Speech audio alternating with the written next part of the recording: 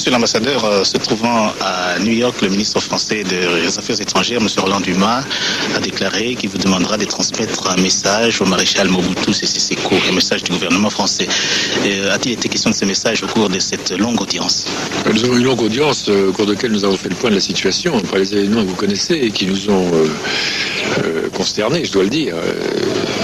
Moi qui suis un observateur de la vie quotidienne à Kinshasa, je suis vraiment peiné de voir dans quelle situation se trouve la ville aujourd'hui. Donc nous avons parlé de ça avec le président de la République et je lui ai fait part également de ce message de la France.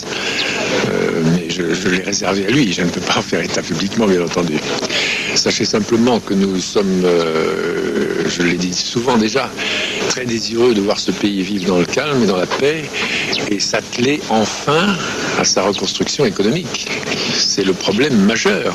Et ce qui s'est passé lundi et mardi a encore dégradé de façon dramatique une situation qui était déjà très grave.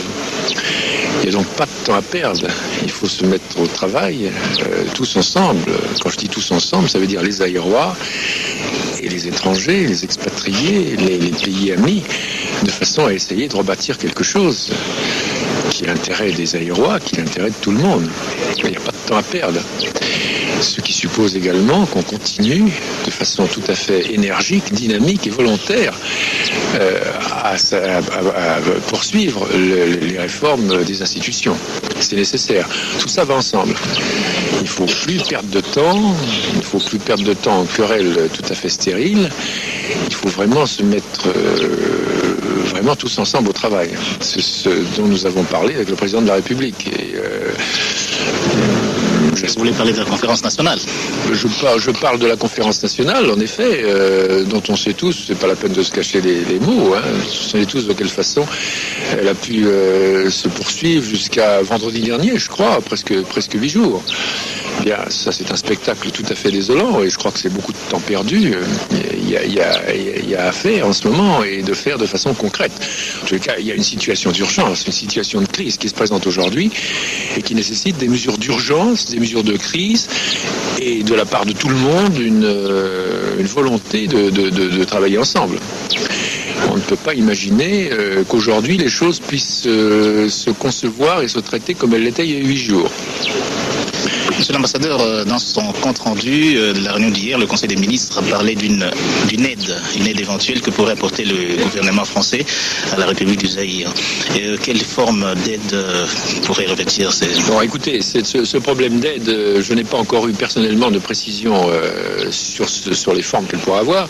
Que je peux dire, c'est une aide au peuple zaïrois. Ce n'est pas une aide à une force politique quelconque, quelle qu'elle soit, ni du pouvoir, ni de l'opposition. Je suis tout à fait net là-dessus et je tiens à le dire publiquement. C'est une aide qui est apportée au peuple zaïrois parce qu'aujourd'hui il en a besoin et que demain il en aura encore plus besoin compte tenu de des destructions auxquelles nous avons assisté. Donc cette aide sera probablement sous forme de produits alimentaires de base. C'est ce que je vais demander et nous allons également demander que sa distribution, son acheminement, sa distribution soit assurée dans des conditions telles qu'elle parvienne de façon tout à fait réelle et concrète aux bénéficiaires. Les bénéficiaires étant les Aïrois. Et comment se déroule l'opération rapatriement? Alors l'opération rapatriement se poursuit. Je pense qu'aujourd'hui nous aurons achevé la plus grande partie du travail. Depuis 48 heures, nous y travaillons très fort. Le dernier gros appareil français qui partent de Brazzaville aujourd'hui permettront de régler le problème. Je pense il restera probablement quelques petites poches ou un certain nombre d'expatriés qui désirent partir, mais enfin ça devient très très limité. Combien sont-ils les candidats au départ? Et est-ce qu'il y en a qui ont manifesté le désir de rester chez nous? Bien sûr, il y a des gens qui manifestent le désir de rester. Je peux vous dire que les opérateurs économiques, dans la situation tout à fait désagréable, pénible qui est la leur, après les pillages, et plus que le pillage, le vandalisme dont ils ont été objets, les opérateurs économiques, pour la plupart, si les conditions de sécurité sont rétablies, si la confiance est rétablie, comme je le disais tout à l'heure, Si on a l'impression vraiment qu'on est en train de procéder à des changements profonds, les opérateurs économiques travailleront certainement avec vous et à vos côtés. Bon, alors ceci dit, dans la période actuelle, il y a en effet des familles, des femmes, des enfants dont on pense qu'il vaut mieux les écarter parce que il y a eu des peurs et des inquiétudes, etc. Mais enfin, tout ceci peut n'être que pour une période limitée. Mais quand envisagez-vous la fin de la mission militaire française? Ça m'est impossible de vous le dire.